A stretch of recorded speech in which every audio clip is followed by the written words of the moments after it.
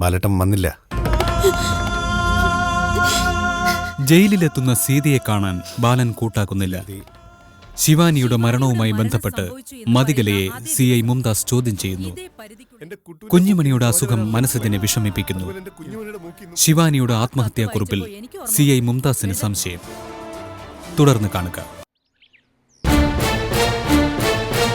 നമ്മൾ സംശയിച്ചതുപോലെ പല തിരിമറികളും ഈ കേസിന്റെ തുടക്കം മുതൽ സംഭവിച്ചിട്ടുണ്ട്. ഫോറൻസിക് റിപ്പോർട്ട് ഫോളോ ചെയ്താൽ പോലും അത് യഥാർത്ഥ പ്രതികൾക്ക് മുന്നിലേക്ക് നമ്മളെ എത്തിച്ചെന്ന് വരില്ല. ശിവാനിയുടെ ആത്മഹത്യാക്കുറിപ്പിലെ കൈയക്ഷരം കണ്ടെത്താനുള്ള ശ്രമത്തിലായിരുന്നല്ലോ നമ്മൾ. അതെന്തായി? ആരാണ് ആ കത്ത് എഴുതിയിരിക്കുന്നത്? SI അൻവറോ അതോ മതികലയോ?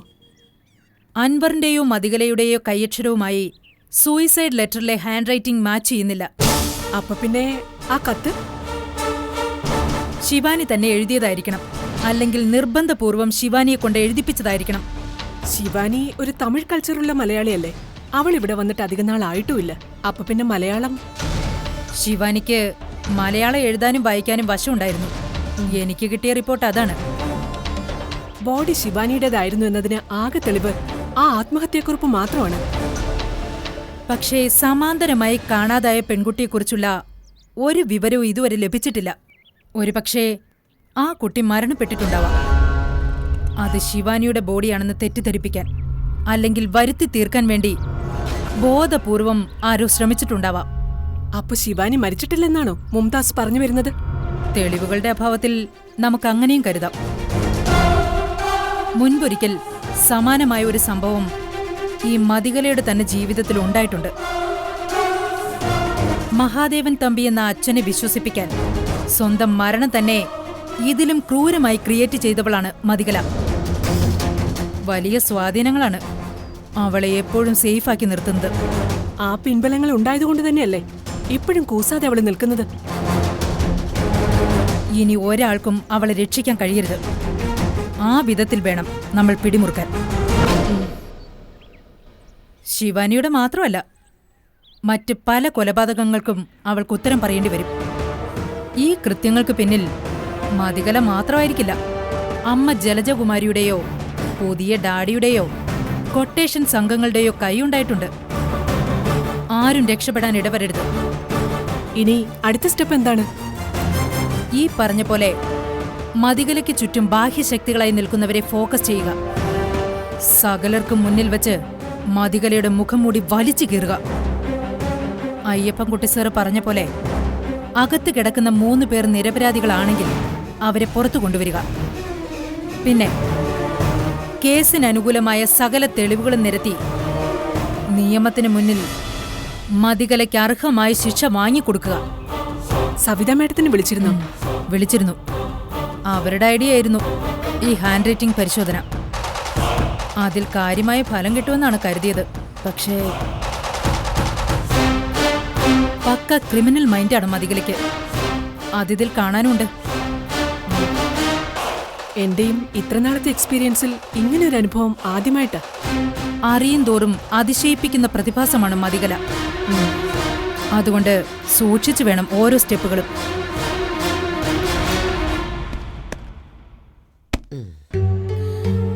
ഈ പൈസ എവിടെ കൊണ്ടുപോയി മാറ്റിയെടുക്കും മോളെ? അതിനൊക്കെ വഴിയുണ്ടാക്കാം. എന്തായാലും വക്കീൽ ഈ നോട്ടുകൾ വാങ്ങുമെന്ന് തോന്നുന്നില്ല. ബാങ്ക് കൊണ്ടുപോയി മാറ്റിയെടുക്കാലോ. ഞാൻ പോയി ക്യൂ നിന്നോളാം. ഓ, അപ്പച്ചപ്പൻ അതിനൊന്നും ഇപ്പൊ പോണ്ട.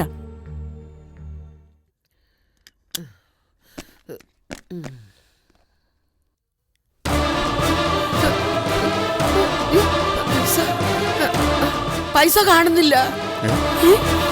എന്റെ പരുത്തിക്കാവിൽ അമ്മേ. അയ്യോ,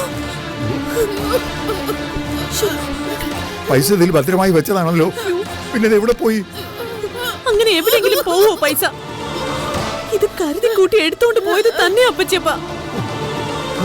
പട്ടാപ്പകൽ ഒരാളും ഇവിടെ വരാനിടയില്ല. അപ്പൊ പിന്നെ ഇവിടെയുള്ള ആള് തന്നെയാവും എടുത്തത്.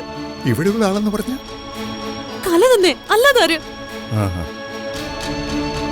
പൈസ ഇവിടെയുള്ള കാര്യം കലക്കറിയാവുന്നതാണല്ലോ. അതെ, അവളിത് കണ്ടതാണ്. അപ്പൊ അവള് തന്നെ. അവൾ അങ്ങനെ വിട്ടാ ശരിയാവില്ലല്ലോ. വാ അപ്പച്ചപ്പ.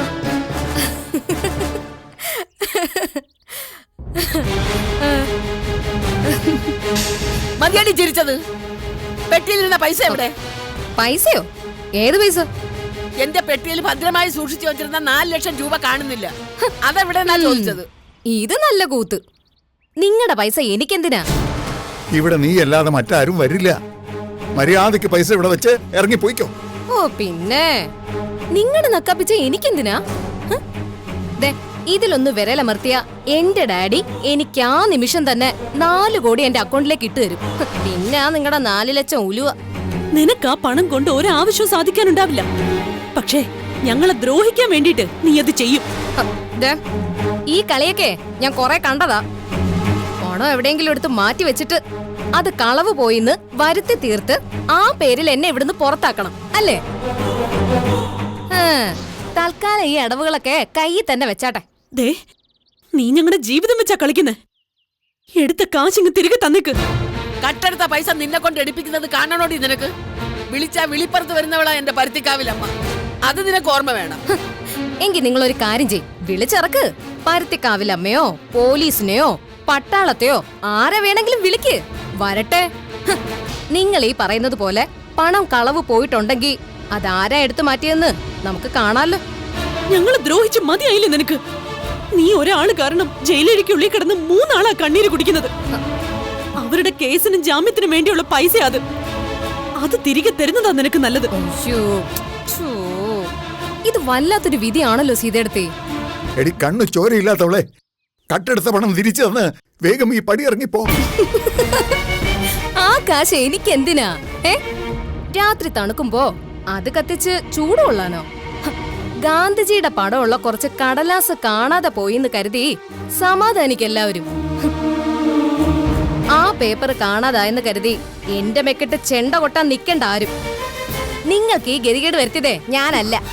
നിർത്തുന്നുണ്ടോടി നിന്റെ പരിഹാസം? അയ്യോ, പരിഹാസം അല്ല അപ്പച്ചേപ്പാ. ആ പഴയ നോട്ട് ആരെങ്കിലും എടുക്കൂ? ഇല്ലല്ലോ. അല്ല, ഇനി ആരെങ്കിലും കപ്പലണ്ടി പൊതിയാനായിട്ട് എടുത്തോണ്ട് പോയിട്ടുണ്ടാവൂ? ഇപ്പം ഇതുകൊണ്ട് അവർക്കല്ലേ ആവശ്യം. ദേ, സത്യവും നേരുള്ള പൈസ അത്. അതിലൊരു നോട്ടിന് പോലും വിലയില്ലാതായിട്ടില്ല. എടുത്ത പണം നീങ്ങി തിരികെ തന്നേക്ക്. ഞങ്ങളത് മാറി എടുത്തോളാം. അല്ലാതെ അതോർത്ത് വല്ലാതെ ആദ്യ കയറുമൊന്നും വേണ്ട. നീ ഇരുട്ട് വെളുക്കോളം ബാങ്കിൽ ക്യൂ നിന്നിട്ടാണെങ്കിലും ആ പണം ഞങ്ങൾ മാറ്റിയെടുക്കും. നിനക്കെന്തിനാടി ഞങ്ങളുടെ പൈസ? നിന്നെ പോലുള്ള കള്ളപ്പണക്കാരെ പിടിക്കാനാ നാട്ടിൽ ഇങ്ങനെ ഒരു നിയമം ഉണ്ടാക്കിയിരിക്കുന്നത്. നീ അല്ലാതെ വേറെ ആരും ആ പൈസ എടുക്കത്തില്ല. കുറെ നേരമായിട്ട് ഞാൻ സഹിക്കുന്നു. എന്റെ കളിയാക്കാൻ നോക്കിയാലുണ്ടല്ലോ, എടുത്ത് ശീലം ഇല്ല മതികലേക്ക്, കൊടുത്തേ ശീലമുള്ളൂ.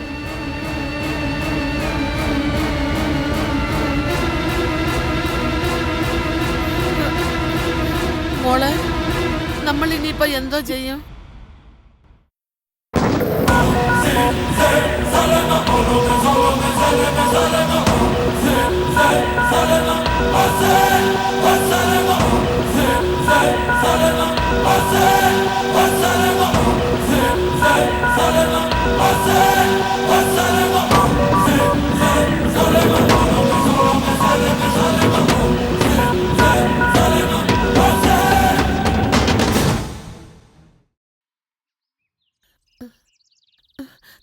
നമ്മൾ ആ പണവും കൊണ്ട് കേസിന്റെ കാര്യത്തിന് ഇറങ്ങിത്തിരിക്കുന്നത് ആ നശിച്ചവൾ എങ്ങനെയോ അറിഞ്ഞിട്ടുണ്ട്. ചെവി പിടിച്ച് കാര്യങ്ങൾ അറിയാനല്ലേ അവളെ ഇങ്ങോട്ട് കെട്ടിയെടുത്തത്. മോളെ സീത, അവള് നിൽക്കാൻ പഠിച്ച കള്ളിയാ. അവളെ അങ്ങനെ വെറുതെ വിടാൻ പാടില്ല മോളെ, തൊണ്ടി സഹിതം പിടിക്കണം. അതെ, അവളോട് നമ്മൾ ഇതിനകത്ത് കാണിക്കുന്നത്. നീ ആ ഫോൺ എടുത്ത് പോലീസ് സ്റ്റേഷനിലേക്ക് ഒന്ന് വിളിക്കും. കൈമലർത്തി കാണിക്കുന്നവളുടെ കക്ഷത്തിരിക്കുന്ന തൊട്ടി മുതലേ പോലീസ് വന്ന് കണ്ടെടുക്കും. പോലീസിനെ വിളിക്കാം, പക്ഷെ അവര് നമ്മുടെ ഭാഗത്ത് നിൽക്കുമെന്ന് അപ്പച്ചപ്പിന് തോന്നുന്നുണ്ടോ? വയലോരം വീട്ടിൽ നിന്ന് ആ വിളിയെന്ന് അറിയുമ്പോ തന്നെ ചാടി വരാൻ പോകുന്നത് ആ അൻവറസൈ ആയിരിക്കും. അയാള് ആ മതികലയുടെ കയ്യിലെ ചട്ടുകല്ലേ? നേരെ മോനെ, അയാളിൽ നിന്ന് നമുക്ക് നീതി കിട്ടില്ല. കോടതി വരാന്തിയിൽ വെച്ച് അയാളുടെ പൊട്ടിത്തെറിയും ചീറ്റലും ഒക്കെ ഞാൻ കണ്ടതാണല്ലോ. അപ്പൊ നമ്മുടെ കാശ് പോട്ടെന്നാണോ പറയുന്നത്? ആ മെമ്പറെ കൂട്ടുപിടിച്ച് മനസ്സുജനി സീതയും എത്ര നാള് കിടന്ന് ഓടിയിട്ടാ ബാങ്കിൽ നിന്ന് ആ വായ്പ അനുവദിച്ച് കിട്ടിയത്. എന്നിട്ട് ആ പൈസ കൊണ്ട് എന്റെ കുട്ടിമണിയുടെ ആഗ്രഹം വല്ലതും നടന്നോ? അതും ഇല്ല. രവി ബാംഗ്ലൂരിൽ കിടന്ന് വിയർപ്പൊഴുകിയ പണവും കൂടെ അല്ലേ പോയത്. ഓ, 4 ലക്ഷം രൂപയെന്ന് വെച്ചാ ചെറിയ കാര്യം വല്ലതുമാണോ? ഓ, എന്റെ നെഞ്ചു പൊട്ടുവാ. പരുത്തിക്കാവിലമ്മേ, ഒറ്റ രാത്രി കൊണ്ട് കടലാസായി അസാധുവായി എന്നൊക്കെ കേട്ടപ്പോ തന്നെ ഞാൻ പാതി ചത്തതാ. ഇപ്പതേ ആ പൈസ ഇരുന്നിടത്തുനിന്ന് കാണാതായി. അമ്മേ ദേവി, ശക്തിയുള്ളവളാ നീ. ആ പൈസ എടുത്തവർക്ക് അത് തിരികെ തരാനുള്ള മനസ്സ് തോന്നിപ്പിക്കണേ നീ.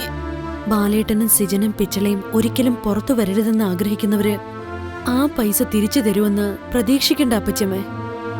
അവളോട് പോരിന് നിന്നാ ഒരുപക്ഷെ നമ്മൾ ആരെങ്കിലും കൂടെ അവള് ജയിലിൽ കയറ്റാനും മടിക്കില്ല. നേരാ, മാനനഷ്ടമെന്ന് പറഞ്ഞ് അവൾ ഇറങ്ങി തിരിച്ച മനഃപൂർവ്വം നമ്മളെ കുറ്റക്കാരാക്കിയെന്നും വരും. അപ്പൊ പിന്നെ പൈസ, അതിനൊരു തീരുമാനം വേണ്ടേ സീതേ? ആ പൈസ കട്ടെടുത്തതിന്റെ പേരിൽ മാത്രമല്ല അപ്പച്ചമ്മേ, അവള് നമ്മളോട് ചെയ്തിട്ടുള്ള എല്ലാ ദ്രോഹങ്ങൾക്കുള്ള ശിക്ഷയും അവൾക്ക് ഒരുമിച്ച് കിട്ടിക്കൊള്ളും. പിന്നെ സവിതാ നമ്പ്യാർ എന്ന വലിയൊരു വക്കീലിനെ പൈസയുടെ കാരണം കൊണ്ട് മാത്രം നമ്മളിപ്പോ കൈവിട്ട് കളയരുത്. ഫീസ് ഇല്ലാതെ ഏതെങ്കിലും വക്കീൽ കേസ് എടുക്കോ മോളെ? ഇല്ല അപ്പച്ചപ്പ, ബാലേട്ടനും സിജനും പിച്ചളയ്ക്കും ജാമ്യം കിട്ടണം. അയ്യപ്പൻകുട്ടി സാറിന്റെ പിന്തുണയുള്ളതുകൊണ്ട് സവിതാ നമ്പ്യാര് വക്കീല് നമ്മളോട് വലിയ ആത്മാർത്ഥതയൊക്കെ കാട്ടും. പക്ഷേ അവരുടെ സേവനം ഒരിക്കലും സൗജന്യമായിട്ട് കിട്ടുമെന്ന് നമ്മൾ കരുതാൻ പാടില്ലല്ലോ. എന്തെങ്കിലും വിറ്റ് പെറുക്കിയിട്ടാണെങ്കിലും വക്കീൽ ഫീസിനുള്ള പണം നമ്മൾ കണ്ടെത്തണം. എന്ത് വിറ്റ് പറക്കാനാ? മോളെ, ആരോടെങ്കിലും ചെന്ന് കുറച്ച് പണം പലിശയ്ക്ക് ചോദിച്ചാലോ? അതൊന്നും വേണ്ട അപ്പച്ചപ്പ, ഈ അവസ്ഥയിൽ ആര് തരാനാ? കുറച്ച് സ്വർണ്ണം ഇരിപ്പുണ്ടല്ലോ ഇവിടെ, നമുക്കത് വിൽക്കുകയോ പണയം വെക്കുകയോ ചെയ്യാം. വേറെ നിവൃത്തിയില്ലല്ലോ. കുഞ്ഞുമണിയുടെയും കുട്ടാപ്പൂന്റെയും ചെറിയ വളകളും മോതിരങ്ങളും അരഞ്ഞാണവും കൊലുസും ഒക്കെ ചിലപ്പോ വിൽക്കേണ്ടി വന്നൊന്നും വരും. അത് വേണോ മോളെ? കുഞ്ഞുങ്ങൾ സ്വർണം ഇടുന്നത് കാണാൻ കഴിയുന്നതിന് മുമ്പ്. പിന്നെന്താ അപ്പച്ചപ്പ നമ്മൾ ചെയ്യാ?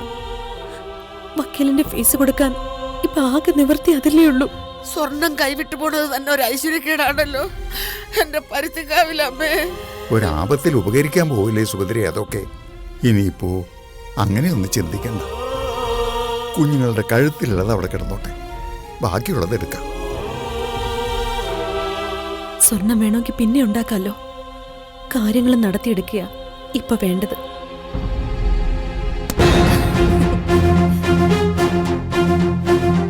നാല് ലക്ഷം.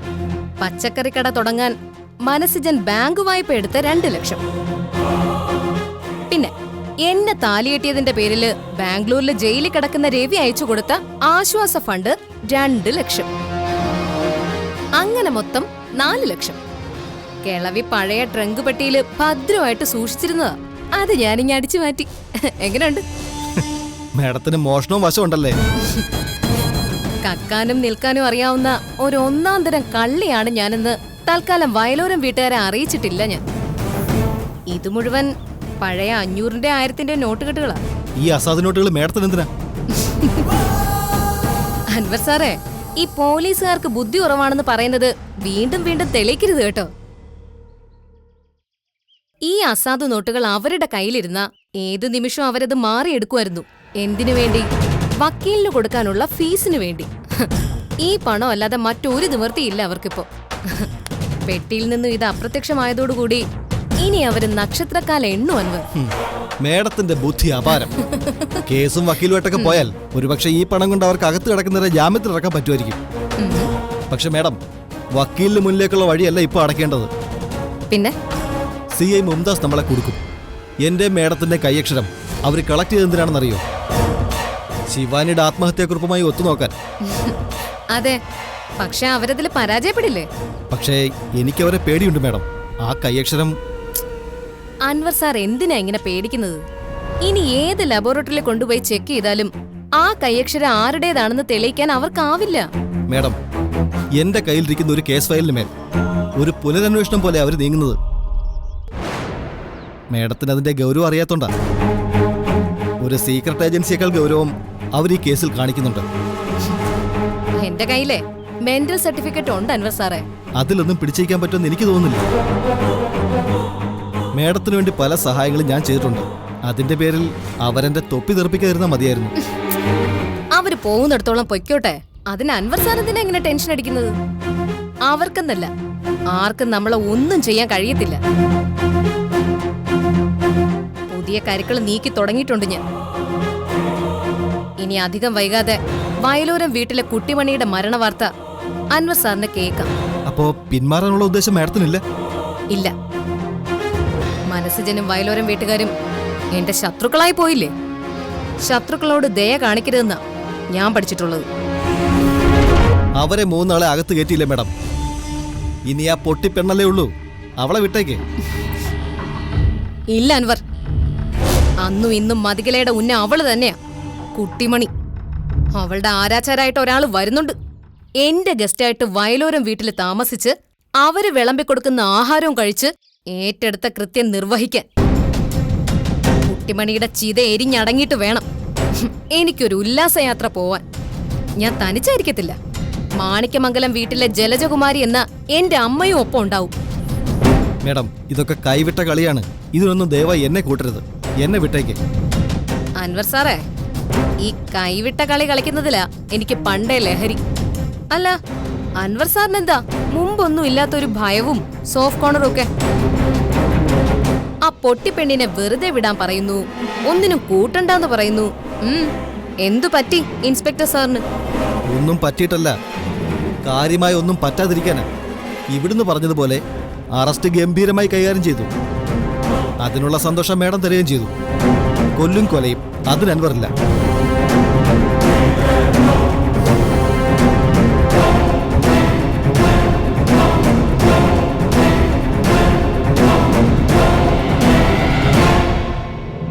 സോറി, ഇപ്പൊ ഞങ്ങൾ ഒന്നും എടുക്കുന്നില്ല. വാങ്ങാനാണെങ്കിലാവാം.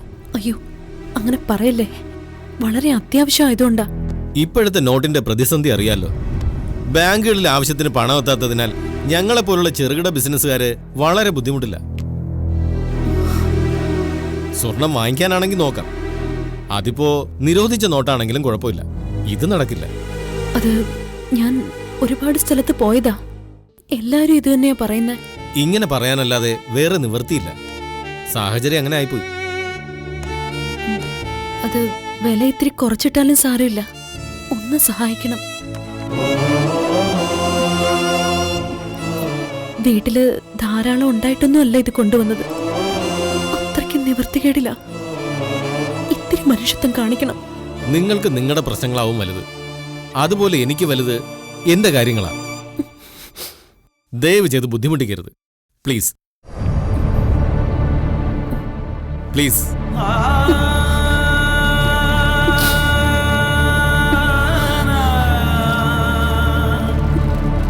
അബി, ആ കസ്റ്റമർ നോക്കൂ.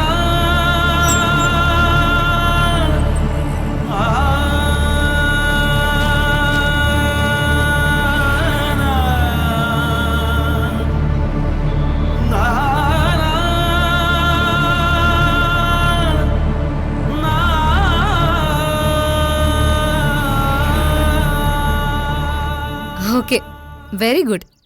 പുറപ്പെട്ടല്ലോ, അത് മതി. റൂട്ട് അറിയാലോ. എന്തെങ്കിലും ഡൗട്ട് ഉണ്ടായാൽ വിളിക്കണം കേട്ടോ. ഞാനിവിടെ ഉമ്മറത്ത് തന്നെ ഉണ്ടാവും. ആ, ഇവിടെയല്ലേ ഇനി താമസം, എൻ്റെ ഒപ്പം. അതെ, വയലോരം വീട്. ഓക്കെ.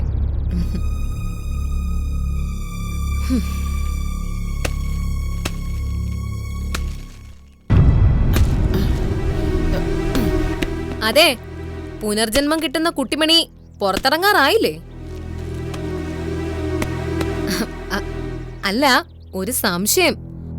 പുനർജന്മം കിട്ടുവോ അതോ അവള് പൂർവ്വസ്ഥിതി തന്നെ ആവൂ? നിന്റെ എല്ലില്ലാത്ത നാക്കൊണ്ടല്ലോ, എന്റെ കുഞ്ഞിന് ഒരു കുഴപ്പവും വരത്തില്ല. നല്ല ചുറുചുറുക്കുള്ള പെണ്ണായിട്ട് അവള് വരികയും ചെയ്യും. എന്നിട്ട് അവൾ എവിടെ? പറഞ്ഞ ദിവസമൊക്കെ കഴിഞ്ഞല്ലോ. പുനർജന്മം കിട്ടി വരുന്ന കുട്ടിമണിയെ കാണാൻ ഒരുപാട് ആഗ്രഹിച്ച് നിൽക്കുവാ ഞാൻ. വിളക്ക് തെളിച്ച് താല ഒരുക്കി ആരതി ഒഴിഞ്ഞ് സ്വീകരിക്കും ഞാൻ എന്റെ കുട്ടിമണിയെ. അയ്യോ, എന്തൊരഭിനയം! ഉർവശിപ്പട്ടം കിട്ടിയ നടിമാര് പോലും ഇങ്ങനെ അഭിനയിക്കത്തില്ല. കുറച്ചു ദിവസം കഴിയുമ്പോ എന്റെ കൊച്ചിങ്ങോട്ട് വന്നിറങ്ങും. അന്നേരം നിന്നെ ഈ പരിസരത്ത് കണ്ടുപോകരുത്. കുട്ടിമണിയുടെ വീടായത്. കുട്ടിമണിയെ സ്നേഹിക്കുന്നവരും ഇഷ്ടപ്പെടുന്നവരും മാത്രം മതി ഇവിടെ. ഞാൻ ഒരിടത്തോട്ടും പോവില്ല. പോവാൻ ഇടമില്ലഞ്ഞിട്ടല്ല, മതികല ഇവിടെ തന്നെ ഉണ്ടാവും. ഞാൻ മാത്രമല്ല, ഇന്നു മുതൽ എന്റെ ഒരു ഗസ്റ്റും ഇവിടെ തന്നെ ഉണ്ടാവും. ഗസ്റ്റോ? അതെന്തോന്നാ? നീ വിളിച്ചു വരുത്ത്. നിന്റെ പേര് പറഞ്ഞ ആരെങ്കിലും ഈ മുറ്റത്ത് കാല് കുത്തിയാ എന്റെ വായിലിരിക്കുന്നത് വല്ലതും കേട്ടിട്ട് അവരിവിടെ നിന്ന് ഇറങ്ങി പോകും. എന്റെ ഗസ്റ്റിനെ നിങ്ങൾ ആരും തടയാൻ പോകുന്നില്ല. ഗസ്റ്റ് വരും, കുട്ടിമണിയുടെ മുറിയിൽ താമസിക്കുകയും ചെയ്യും. ഞങ്ങളുടെ സമ്മതമില്ലാതെ ഒരാളെ ഇവിടെ കയറ്റി താമസിപ്പിക്കാൻ സമ്മതിക്കില്ല. വെറുതെ ഉടക്കാൻ നിൽക്കണ്ട കേട്ടോ.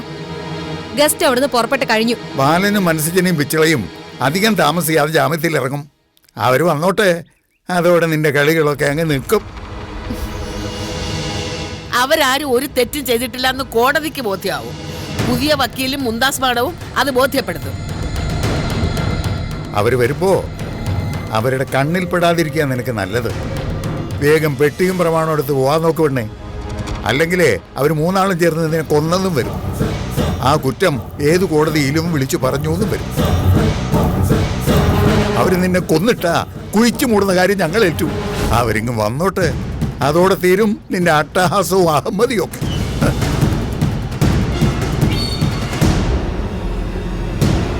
ജാമ്യത്തിൽ ഇറങ്ങാനോ? അങ്ങനെ പെട്ടെന്ന് അവര് പുറം ലോകം കാണാൻ പാടില്ല. ഞാൻ പണം വാരി എറിഞ്ഞതും കരുക്കൾ നീക്കിയതും അവർക്കങ്ങനെ ജാമ്യം കിട്ടാൻ വേണ്ടി അല്ലല്ലോ. അങ്ങനെ അവര് പുഷ്പം പോലെ പുറത്തു വന്ന മതികലയ്ക്ക് പിന്നെ എന്തു വില?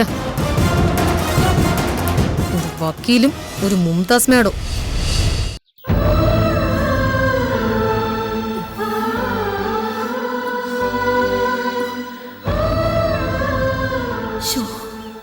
നടന്ന് നടന്ന് കാല് വഴഞ്ഞു. ഒരൊറ്റ ജ്വല്ലറിക്കാരൻ സ്വർണം എടുക്കുന്നില്ലല്ലോ. ഈശ്വര, ഈ പണിപ്പെട്ടതൊക്കെ വെറുതെ ആവോ?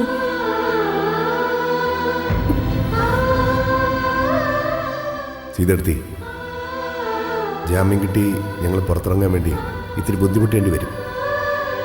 അതൊന്നും കാര്യമാക്കരുത്, തളരരുത്. എത്ര കഷ്ടപ്പെട്ടായാലും ജാമ്യം നേടിയേ പറ്റും. എല്ലാവരെയും ഓർത്ത് നീറുക ഞങ്ങളിവിടെ. പുറത്തിറങ്ങിയാൽ എല്ലാത്തിനും ഒരു പരിഹാരം ഉണ്ടാക്കാം. എല്ലാറ്റിനും സീതെടുത്ത് തന്നെ മുന്നിട്ടിറങ്ങണം.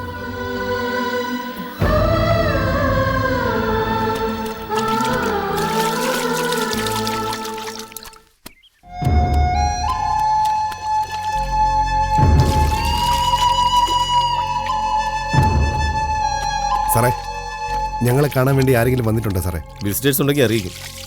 അല്ലെങ്കിൽ സമയം കഴിഞ്ഞില്ലേ, ഇനി ആര് വരാനാ?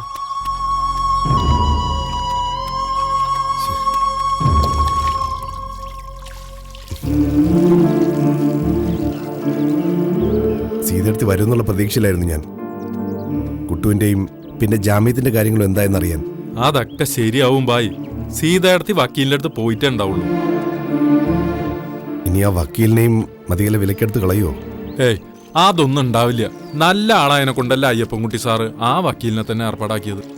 ആ, പച്ചക്കറി കടയെ തുടങ്ങാനായില്ല. ആ പൈസ കൊണ്ട് ഇതെങ്കിലും ശരിയാവട്ടെ. നമുക്ക് ആയുസ്സും ആരോഗ്യം ഉണ്ടെങ്കിൽ പൈസ ഇനി ഉണ്ടാക്കാം. ഇതിനകത്ത് നിന്ന് വേഗം ഒന്ന് പുറത്തു കിടന്നാൽ മതി. കുട്ടുവിനെയും കുഞ്ഞുമണിയും കാണാൻ പറ്റാത്തതിന്റെ വീർപ്പുമുട്ടൽ വല്ലാത്തൊരു ശിക്ഷയായിപ്പോയി. ആ ഒരു വീർപ്പുമുട്ടൽ ഞങ്ങൾക്കും ഉണ്ട് ബായി.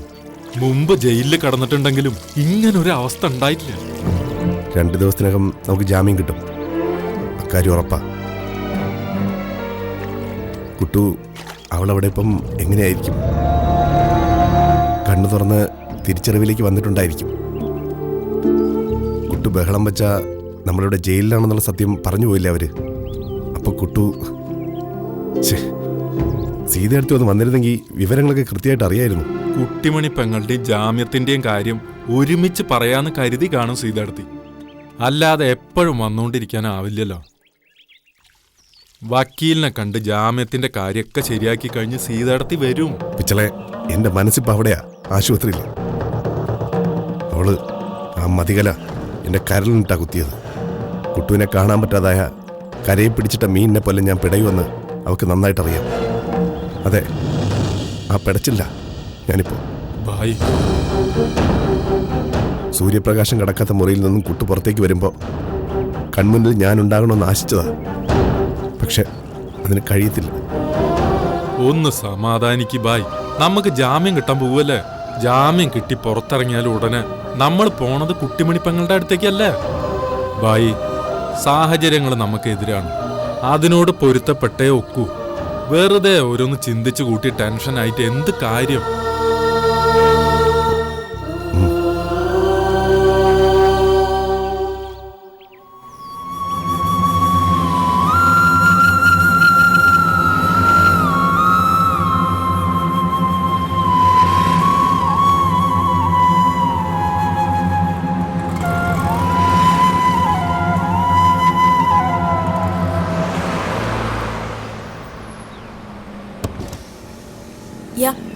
ഞാനാണ്. ഞാൻ ഏതാണ്ട് പറഞ്ഞ സ്ഥലത്തെത്തി. ഓക്കെ ഓക്കെ, ഇല്ല കൺഫ്യൂഷനൊന്നുമില്ല.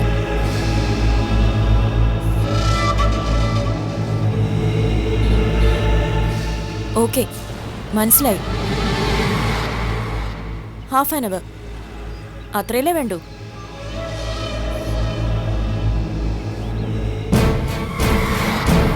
ശരി. അയ്യോ,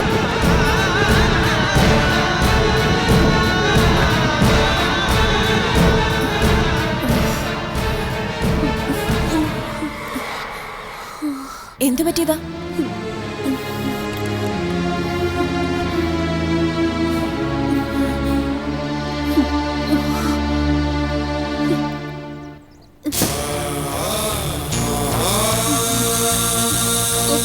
പതുക്കെ.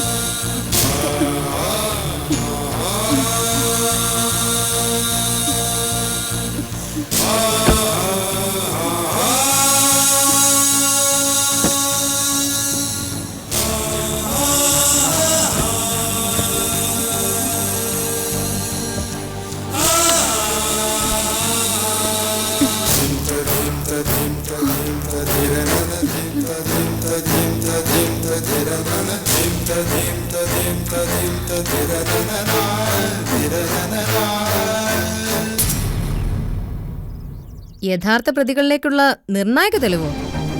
അങ്ങനെ എന്ത് തെളിവാ മാഡത്തിന്റെ കയ്യിലുള്ളത്? അങ്ങനൊരു സോളിഡ് എവിഡൻസ് ഒന്നും കയ്യിലില്ല. പിന്നെ ഈ പറഞ്ഞതുപോലെ യഥാർത്ഥ പ്രതിയിലേക്ക് വിരൽ ചൂണ്ടാവുന്ന ചില മൊഴികൾ ഞങ്ങൾ എടുത്തിട്ടുണ്ട്. നിങ്ങൾ ആരുടെ മൊഴി വേണമെങ്കിലും എടുത്തോ. ഇനി ഞാൻ മൊഴി തരണോ? തരാം. പിന്നെ സമൂഹത്തിൽ മാനവും മര്യാദയായിട്ട് ജീവിക്കുന്നവരെ ഇങ്ങനെ അപമാനപ്പെടുത്തുന്നത് തീരെ മോശം. മാനവും മര്യാദയ്ക്കും ജീവിക്കുന്നവർ. ചിലരുടെ മൊഴിയിൽ നിങ്ങളുടെ പേരും നാളും ഒക്കെ പരാമർശിച്ച് കാണുമ്പോ എനിക്ക് നിങ്ങളെ കണ്ടല്ലേ പറ്റൂ. എന്റെ പേര് പറഞ്ഞെന്നോ? ആര്? നിങ്ങളുടെ അമ്മ തന്നെ. മാണിക്യമംഗലത്ത് വീട്ടിൽ ജലജ കുമാരി. ശിവാനിയുടെ മരണം ദുരൂഹമാണല്ലോ. അതുകൊണ്ട് ശിവാനിയെ ഒരു നേരമെങ്കിലും കണ്ടിട്ടുള്ളവരുടെ ഒരു ഷോർട്ട് ലിസ്റ്റ് ഞങ്ങൾ തയ്യാറാക്കി. അതിൽ ഈ പറഞ്ഞ ജലജകുമാരിയുടെ പേരും ഉൾപ്പെടുത്തിയല്ലേ പറ്റൂ. ഞങ്ങൾക്ക് വലിയ പ്രതീക്ഷയൊന്നുമില്ലായിരുന്നു. പക്ഷേ തുടക്കം മുതൽ ജലജകുമാരി ഞങ്ങളെ ഞെട്ടിച്ചു കളഞ്ഞു. രവിയുടെ പെണ്ണായി മതികല ഈ വീട്ടിലേക്ക് വന്നു കയറിയ മുഹൂർത്തം മുതൽ ദാ ഈ നിമിഷം വരെ. അങ്ങനെ മതികലയുടെ ഒരു ഫുൾ ബയോഗ്രഫി സ്വന്തം അമ്മ തന്നെ വെച്ച് കാച്ചിട്ടുണ്ട്. ഞങ്ങളതൊക്കെ അന്വേഷണത്തിന്റെ സ്പെഷ്യൽ ഫയലുകളായി ശേഖരിച്ചു കഴിഞ്ഞു. എന്നെ എന്തിനാ നിങ്ങൾ ഇങ്ങനെ ഫോളോ ചെയ്യുന്നേ? എന്റെ അമ്മ ഒരു രോഗിയാ. അവരെ ഭീഷണിപ്പെടുത്തിയും ദ്രോഹിച്ചും എനിക്കെതിരെ ഇല്ലാത്ത കുറ്റം ചുമത്താൻ നോക്കിയാലുണ്ടല്ലോ. നീ എന്തു ചെയ്യും? അയ്യപ്പൻകുട്ടി സാറിനെ ഇവിടുന്ന് തെറിപ്പിച്ച പോലെ എന്നെ ഇവിടുന്ന് തെറിപ്പിച്ചു കളയാമെന്ന് തോന്നുന്നുണ്ടോ നിനക്ക്? മതികലെ ശരിക്കും അറിയാത്തതുകൊണ്ടാ മാഡം ഇങ്ങനെയൊക്കെ സംസാരിക്കുന്നത്. നിന്റെ വിശ്വരൂപം ഞങ്ങൾക്ക് കാണണം. ഞങ്ങൾക്ക് മാത്രമല്ല, ഈ വയലോരം വീട്ടിലുള്ളവർക്കും ഈ നാട്ടുകാർക്ക് മുഴുവനും നീ ആരാണ് എന്താണെന്ന് കാണിച്ചു കൊടുക്കും ഞാൻ. ഇതിനപ്പുറം ഡയലോഗ് അടിച്ച ആളാ അയ്യപ്പൻകുട്ടി. ഇപ്പൊ ഏതോ ഹൈ റേഞ്ചിലിരുന്ന് കോടമഞ്ഞു കൊള്ളുവാ. നീ എന്താ ഭീഷണിപ്പെടുത്തോണോ? അയ്യോ അല്ലേ, അറിയാൻ മേലാഞ്ഞിട്ട് ഞാൻ ചോദിക്കുക. ഈ ശിവാനി കേസ് ഒരിക്കലും തെളിഞ്ഞതല്ലേ? അവള് ചാവാൻ കാരണക്കാരായവര് ജയിലിലും കിടപ്പുണ്ട്. പിന്നെന്തിനാ ഈ വയലോരം വീട്ടുകാരെ സൂചിപ്പിക്കാൻ മാഡം ഇങ്ങനെ വേഷം കിട്ടുന്നത്? നിരപരാധികൾ ശിക്ഷിക്കപ്പെടരുതെന്നും കുറ്റം ചെയ്തവർക്ക് അർഹമായി ശിക്ഷ കിട്ടണമെന്നും എനിക്ക് ആഗ്രഹമുണ്ട്. നിരപരാധികളോ? ആര്? ജയിലിൽ കിടക്കുന്ന 3 ആളുകളും നിരപരാധികളാണെന്നാണോ മാഡം പറയുന്നത്? ഈ വീടിനകത്തിട്ട് ശിവയെ തലക്കടിച്ചു കൊന്നവരെങ്ങനാ നിരപരാധികളാവുന്നത്? പോലീസിന്റെ സഹായത്തോടെ എല്ലാ തെളിവുകളും നശിപ്പിച്ച് ഇത്രയും കാലവും വിശുദ്ധന്മാരായി കഴിഞ്ഞവരെങ്ങനാ നിരപരാധികളാവുന്നത്? സ്വന്തം ആങ്ങളയ്ക്ക് സംഭവിച്ച ദുരന്തം തിരിച്ചറിഞ്ഞ ആ പാവം ശിവാനിയെ ഒരു ദയം കാണിക്കാതെ മരണത്തിലേക്ക് തള്ളിവിട്ട ആ ദുഷ്ടന്മാരെങ്ങനാ മാഡം നിരപരാധികളാവുന്നത്? ചിലർ കെട്ടിച്ചമയ്ക്കുന്ന കേസുകളിൽ മറ്റു ചില പാവങ്ങൾ വീണു പോവാറുണ്ട്. അതൊക്കെ അറിഞ്ഞിട്ടും അനുഭവിച്ചിട്ടുമുണ്ട് ഞാൻ. ജലജകുമാരിയെ ശരിക്കും ഒന്ന് കുടഞ്ഞപ്പോ ചില സംഗതികൾ താനെ പുറത്തു വന്നു. വിട്ട ഭാഗങ്ങൾ ഞങ്ങൾ പൂരിപ്പിച്ചോളാം. ഞാൻ പറഞ്ഞില്ലേ എന്റെ അമ്മ ഒരു രോഗിയാണെന്ന്. നിങ്ങൾ പോലീസ് മുറ കാണിച്ചപ്പോ അമ്മ പേടിച്ച് പിച്ചും പേയും പറഞ്ഞിട്ടുണ്ടാവും. അത് താങ്ങി പിടിച്ചോണ്ട് വന്നിട്ടേ ഒരു കാര്യമില്ല. കാര്യമൊക്കെ ഞങ്ങൾ ഉണ്ടാക്കിക്കോളാം. ഒരു സൂചന തരാൻ വന്നതേ ഉള്ളൂ. എന്നും ട്വിസ്റ്റുകൾ ഉണ്ടാക്കുന്നത് മതികളെയാണല്ലോ. ഇനി തിരിച്ചാണ്. കണ്ടോ, ഞങ്ങളുടെ അന്വേഷണം ആരംഭിച്ചിട്ടല്ലേ ഉള്ളൂ. മതികലയുടെ അമ്മയെയും ഡാനിയൽ ഡിസൂസ എന്ന ഡാഡിയെയും ഇനി എത്രയോ ആവർത്തി ചോദ്യം ചെയ്യാനിരിക്കുന്നു. മതികല നിരപരാധി ആണോ അല്ലയോ എന്ന് ജന്മം തന്ന അവര് തന്നെ പറയട്ടെ. സോ നമുക്ക് വീണ്ടും കാണാം.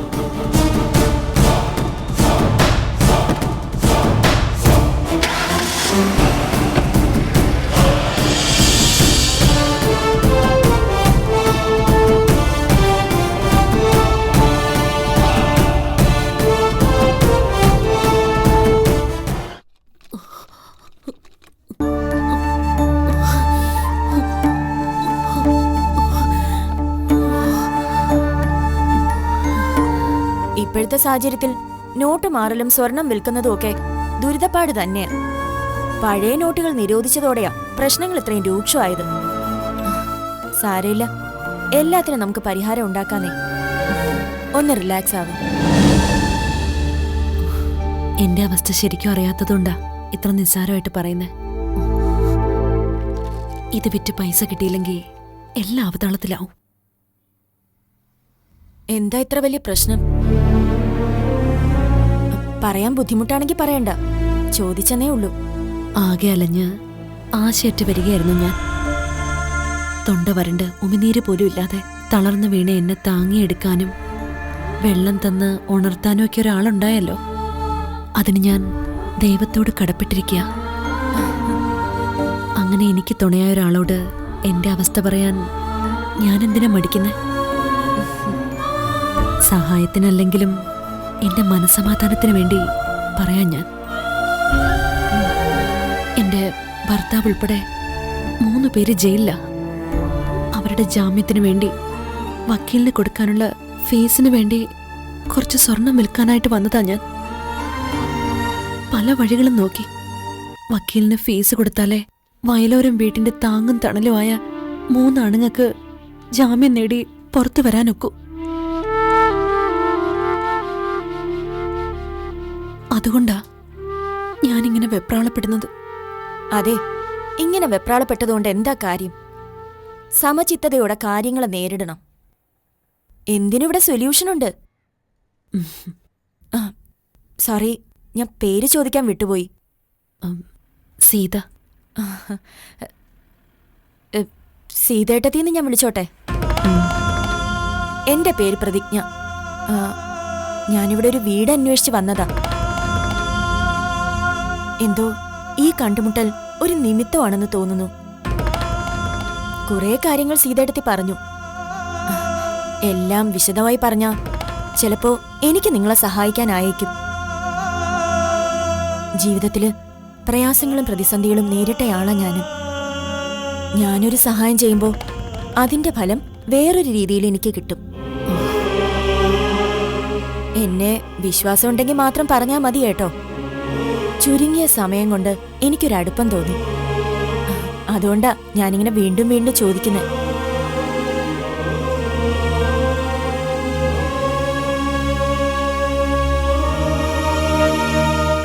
ഞാൻ പറയാം.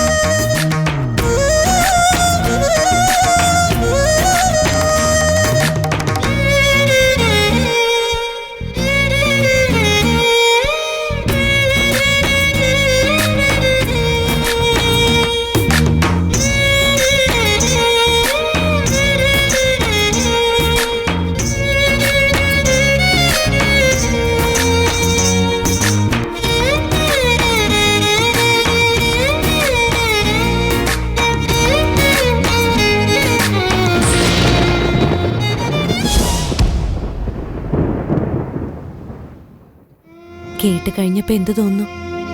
ചോദിക്കണ്ടായിരുന്നു എന്ന് തോന്നുന്നുണ്ടോ? കേൾക്കാൻ ഒട്ടും സുഖകരമല്ലാത്ത കാര്യങ്ങളാണല്ലോ എല്ലാം. എല്ലാം തികഞ്ഞവരായി ഇവിടെ ആരാ ഉള്ളത്? എനിക്കും ഉണ്ട് പ്രശ്നങ്ങൾ. ഈ കാറും പുറമൂടിയും ഒക്കെ മാറ്റി നിർത്തിയാല് വേറൊരു തരത്തില് ഞാനും സീതയെടുത്തിയ പോലെയാ. പ്രശ്നങ്ങളും വിഷമങ്ങളും ഓരോരുത്തർക്കും ഓരോ തരത്തിലായിരിക്കും. എന്നാ ഞാൻ പൊയ്ക്കോട്ടെ? സീതയെടുത്തി സീതയെടുത്തിന്ന് ഞാൻ വിളിച്ചത് ഉള്ളിൽ തട്ടി ആത്മാർത്ഥമായിട്ട് തന്നെയാ. അപ്പൊ പിന്നെ അങ്ങനെ അങ്ങ് പോയാലെങ്ങനെയാ? എന്നെ കൊണ്ടാവും വിധമൊക്കെ ഞാൻ സഹായിക്കാം. ഞാനിവിടെ അടുത്തൊരു വീട് അന്വേഷിച്ച് വന്നതാണെന്ന് പറഞ്ഞില്ലേ? അതൊരു ജോലിയുടെ ഭാഗമായിട്ടാ. കുറച്ചുനാൾ തങ്ങേണ്ടി വരും ഇവിടെ. ഞാൻ തനിച്ച, അതുകൊണ്ട് അവിടെ തന്നെ തങ്ങണമെന്ന് നിർബന്ധമൊന്നുമില്ല. ഞാനിപ്പോ തിരക്കി വന്നവരെ എനിക്ക് മുൻപരിചയമൊന്നുമില്ല. അങ്ങനെ ആവുമ്പോ വിശ്വാസമുള്ള സുരക്ഷിതമായിട്ടുള്ളൊരിടത്ത് താമസിക്കാനായാ മതി, അതെവിടെയായാലും. എനിക്ക് താമസിക്കാൻ ഒരു ഇടം കണ്ടെത്തി തരാമെങ്കിൽ ഒപ്പം നിന്ന് സഹായം ചെയ്യാനാവും എനിക്ക്. സ്വന്തം വീട് പോലെ കരുതാവുന്ന ഒരിടമായാൽ അത്രയും നല്ലത്. പറ്റുമോ? ഒരു കൂടപ്പിറപ്പിനെ എന്ന പോലെ സീതയെടുത്തേക്ക് എന്നെ വിശ്വസിക്കാം. ഒട്ടും ഒളിമറയില്ലാതെയാ ഞാനിത് പറയുന്നത്. തീരുമാനിക്കേണ്ടത് സീതയെടുത്തിയാ. ചോദിക്കുന്നത് അബദ്ധമാണെങ്കിൽ വിട്ടുകളഞ്ഞേക്ക്. വയലോരം വീട്ടില് എനിക്കൊരിടം തരാൻ പറ്റുമോ? അവിടെ അതിനുള്ള സൗകര്യം ഉണ്ടെങ്കിൽ മതി. പിന്നെ അതിനുള്ള വാടകയും ഞാൻ തരാം. എവിടെയായാലും വാടക കൊടുക്കണം. അത് കൃത്യമായിട്ട് നിങ്ങൾക്ക് തരാം. വയലോരം വീട്ടില് ആരും ഇല്ലാന്നല്ലേ പറഞ്ഞത്? ഒരു തുണയായി ഞാൻ നിൽക്കാം. എനിക്ക് നല്ല താമസവും നിങ്ങൾക്ക് വാടകയും. വീട്ടിൽ നിന്ന് ആ 4 ലക്ഷം രൂപ കാണാതാകണമെങ്കിൽ അതിന് പിന്നിൽ കൃത്യമായി ആരോ കളിച്ചിരിക്കണം. നിരോധിച്ച നോട്ടുകൾ അടിച്ചു മാറ്റിക്കൊണ്ട് പോവാന്ന് വെച്ചാ ഞാൻ ഉറപ്പു തരുന്നു, നിങ്ങളെ സഹായിക്കാൻ എനിക്കാവും.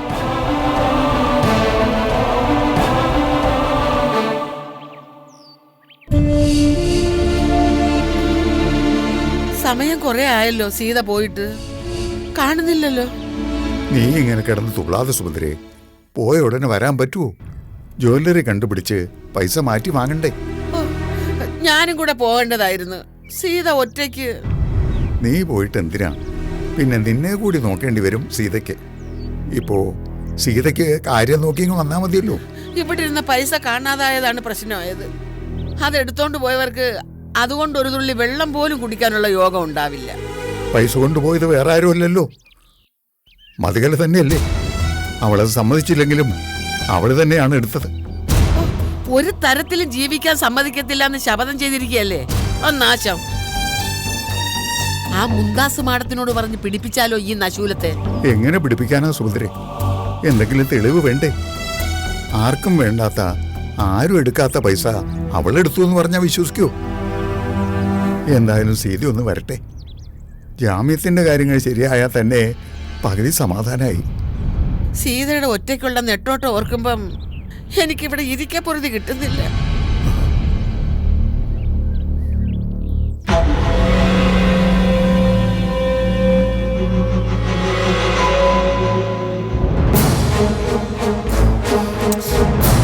ഫോൺ റിങ് ചെയ്യുന്നുണ്ടല്ലോ, പിന്നെന്താ എടുക്കാത്ത? ആഹാ, ഉമ്മറത്ത് തന്നെ നിപ്പുണ്ടല്ലോ. അല്ല, എന്താണ് രണ്ടാളുടെ മുഖത്തൊരു തെളിച്ചം ഇല്ലാത്തത്? കണ്ണിന് നേരെ കാണരുതെന്ന് ആഗ്രഹിക്കുന്നവരെ കാണുമ്പോ എങ്ങനെ മുഖം തെളിയാനാ? അതൊന്നും അല്ല കാര്യം. ഈ വിഷമത്തിന്റെ കാര്യം എനിക്കറിയാം. ജാമ്യം എടുക്കാൻ പോയ ആളെ കാണാത്ത എന്റെ പ്രയാസം അല്ലേ? ഈ ജാമ്യം എന്ന് പറയുന്നത് ചെന്ന ഉടനെ എടുത്തോണ്ട് വരാൻ പറ്റുന്നൊരു സാധനമൊന്നും അല്ല. ഈ വെയിലത്ത് നടന്ന് ക്ഷീണിച്ച് കേറി വരും ജാമ്യം എടുക്കാൻ പോയ ആളെ. നീ ഏത് കാര്യവും മോശമായല്ലേ ചിന്തിക്കൂ. അതിൽ വലിയ അതിശയമൊന്നും ഞങ്ങൾക്കില്ല. നീ നോക്കിക്കോ, സീത വരുന്നത് ജാമ്യത്തിന്റെ കാര്യം ശരിയാക്കിയിട്ട് തന്നെ ആയിരിക്കും. ഓ അതെ, അതുകൊണ്ടാ സീത വരാൻ ഇത്ര താമസിക്കുന്നത്. ദുശകുനം പോലെ നീ എന്തിനാ ഇവിടെ നിൽക്കുന്നത്? ഏതെങ്കിലും മൂലയിൽ പോയിരിക്കും. മൂലയിൽ പോയി നിൽക്കാനോ? ഞാൻ എന്റെ ഗസ്റ്റിനെ വെയിറ്റ് ചെയ്ത് നിൽക്കുവാ. നീ തന്നെ ഇവിടെ അധികപ്പറ്റ. ഇനി നിന്റെ വാലിനെ സഹിക്കാൻ പറ്റും. ദേ, ഗോസ്റ്റിന്റെ മുമ്പിൽ വെച്ച് നാണം കിടന്നെങ്കിൽ വേഗം ഇവിടെ നിന്ന് ഇറങ്ങി പോയിക്കോ. ദേ, പ്രായമൊന്നും ഞാൻ നോക്കത്തില്ല. എന്റെ സ്വാതന്ത്ര്യത്തിൽ കൈയെടുത്താൻ കയറി വന്നാലുണ്ടല്ലോ.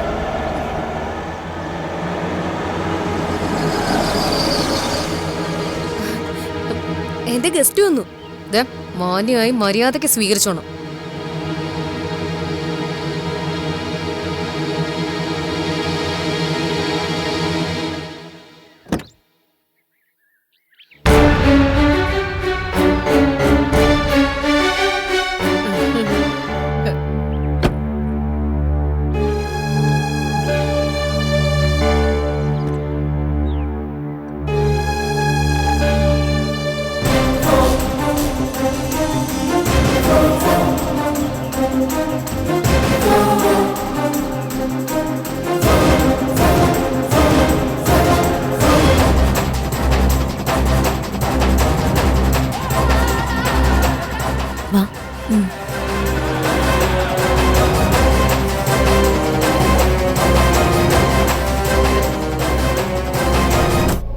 അപ്പച്ചമ്മേ, അപ്പച്ചിപ്പ, ഇത് പ്രതിജ്ഞ. എനിക്ക് വളരെ വേണ്ടപ്പെട്ട ഒരാളാ. എന്റെ കൂടപ്പറപ്പാണെന്ന് തന്നെ കൂട്ടിക്കോ. മോളെ, ഞാനെല്ലാം വിശദമായിട്ട് പറയാം അപ്പച്ചമ്മേ. ഒരു ശുദ്ധികലശത്തിന് വഴിയൊരുങ്ങാണെന്ന് കരുതിയാ മതി.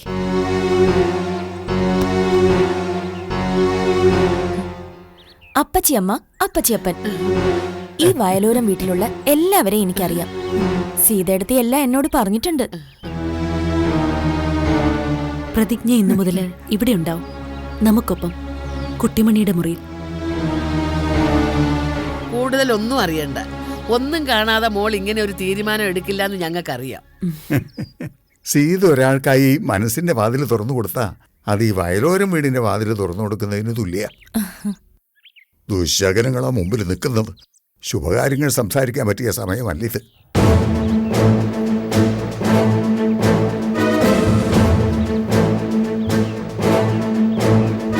മതികല, മനസാക്ഷിയില്ലാത്ത പെൺരൂപം. ആളിനെ കുറിച്ച് അറിഞ്ഞു എല്ലാം.